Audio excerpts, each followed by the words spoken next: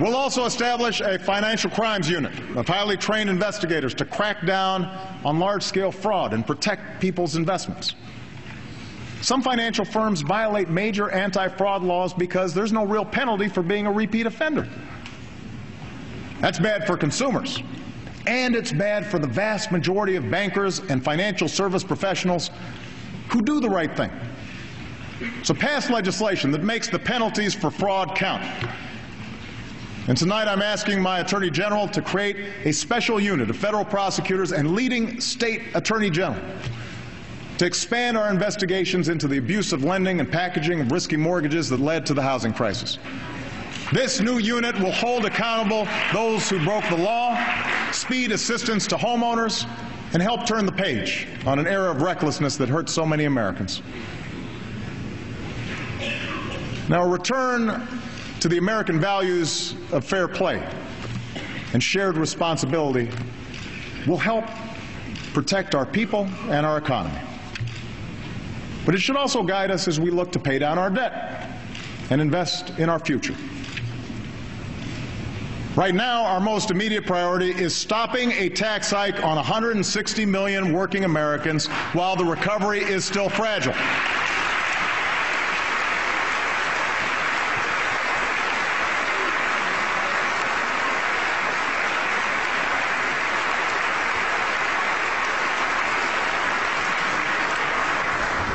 People cannot afford losing $40 out of each paycheck this year. There are plenty of ways to get this done. So let's agree right here, right now. No side issues, no drama. Pass the payroll tax cut without delay. Let's get it done.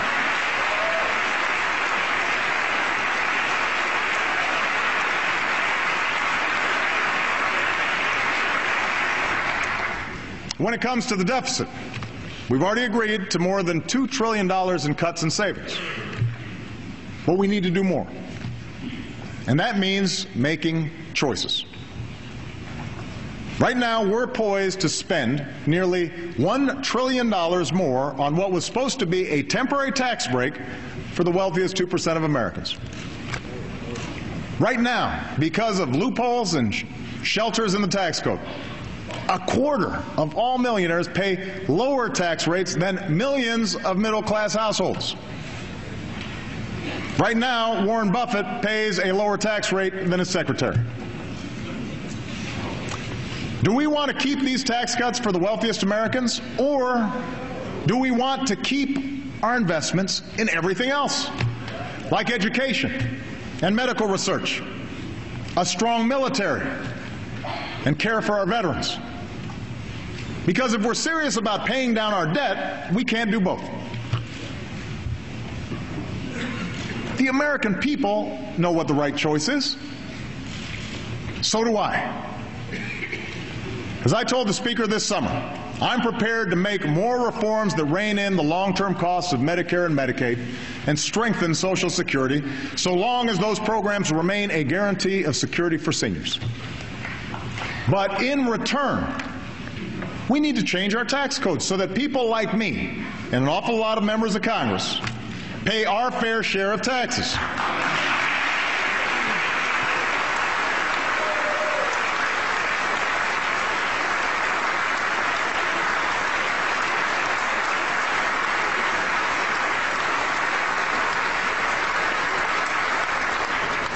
Tax reform should follow the Buffett rule.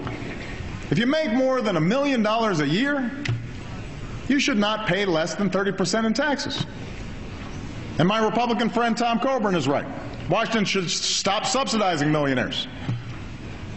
In fact, if you're earning $1 million a year, you shouldn't get special tax subsidies or deductions.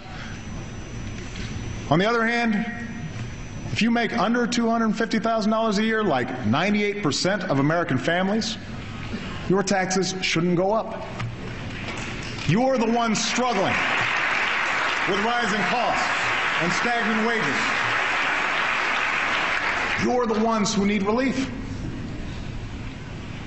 Now, you can call this class warfare all you want, but asking a billionaire to pay at least as much as his secretary in taxes? Most Americans would call that common sense. We don't begrudge financial success in this country. We admire it. When Americans talk about folks like me paying my fair share of taxes, it's not because they envy the rich. It's because they understand that when I get a tax break I don't need and the country can't afford, it either adds to the deficit or somebody else has to make up the difference. Like a senior on a fixed income, or a student trying to get through school, or a family trying to make ends meet. That's not right. Americans know that's not right. They know that this generation's success is only possible because past generations felt a responsibility to each other and to the future of their country. And they know our way of life will only endure if we feel that same sense of shared responsibility. That's how we'll reduce our deficit. That's an America built to last.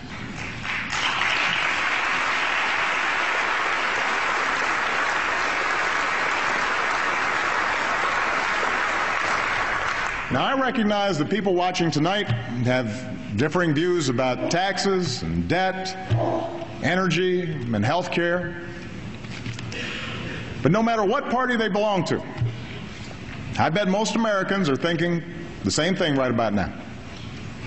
Nothing will get done in Washington this year, or next year, or maybe even the year after that, because Washington is broken.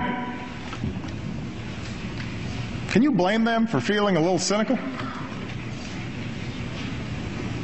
The greatest blow to our confidence in our economy last year didn't come from events beyond our control. It came from a debate in Washington over whether the United States would pay its bills or not. Who benefited from that fiasco? I've talked tonight about the deficit of trust between Main Street and Wall Street, but the divide between this city and the rest of the country is at least as bad. And it seems to get worse every year. Now, some of this has to do with the corrosive influence of money in politics. So together, let's take some steps to fix that. Send me a bill that bans insider trading by members of Congress. I will sign it tomorrow.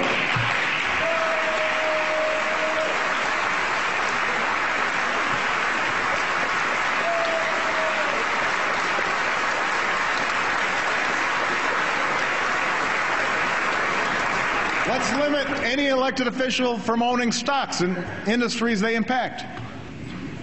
Let's make sure people who bundle campaign contributions for Congress can't lobby Congress, and vice versa. An idea that has bipartisan support, at least outside of Washington. Some of what's broken has to do with the way Congress does its business these days. A simple majority is no longer enough to get anything, even routine business, passed through the Senate. Neither party has been blameless in these tactics. Now, both parties should put an end to it.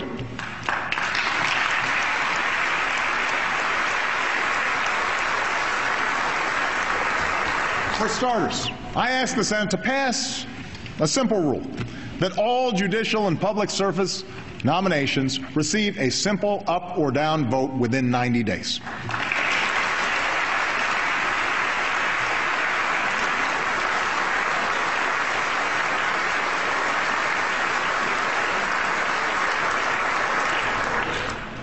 The executive branch also needs to change.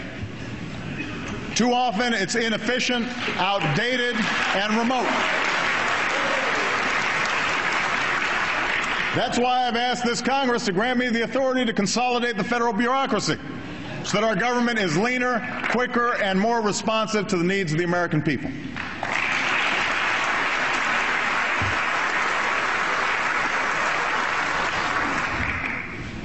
Finally, none of this can happen unless we also lower the temperature in this town. We need to end the notion that the two parties must be locked in a perpetual campaign of mutual destruction, that politics is about clinging to rigid ideologies instead of building consensus around common sense ideas. I'm a Democrat, but I believe what Republican Abraham Lincoln believed. The government should do for people only what they cannot do better by themselves, and no more.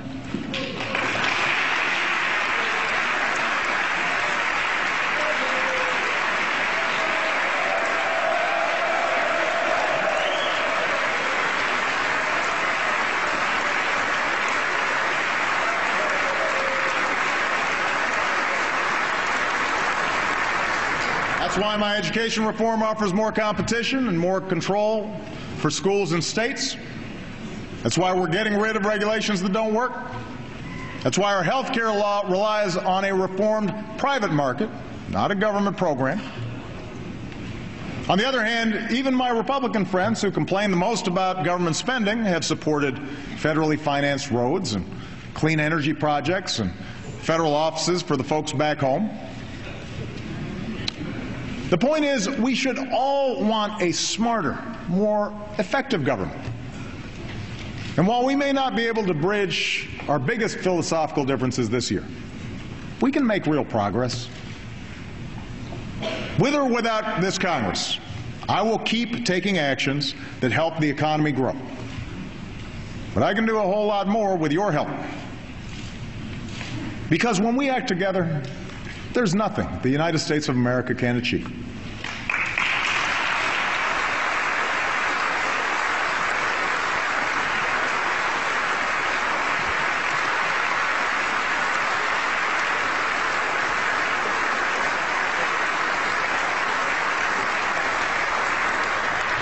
That's the lesson we've learned from our actions abroad over the last few years. Ending the Iraq War has allowed us to strike decisive blows against our enemies. From Pakistan to Yemen, the al-Qaeda operatives who remain are scrambling, knowing that they can't escape the reach of the United States of America.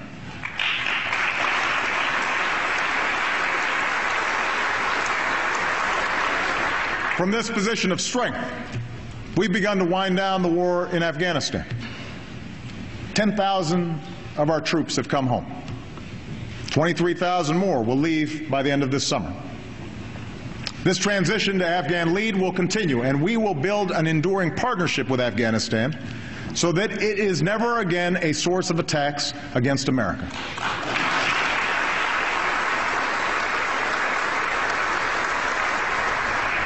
As the tide of war recedes, a wave of change has washed across the Middle East and North Africa, from Tunis to Cairo, from Sana'a to Tripoli. A year ago, Gaddafi was one of the world's longest-serving dictators, a murderer with American blood on his hands. Today, he is gone. And in Syria, I have no doubt that the Assad regime will soon discover that the forces of change cannot be reversed and that human dignity cannot be denied.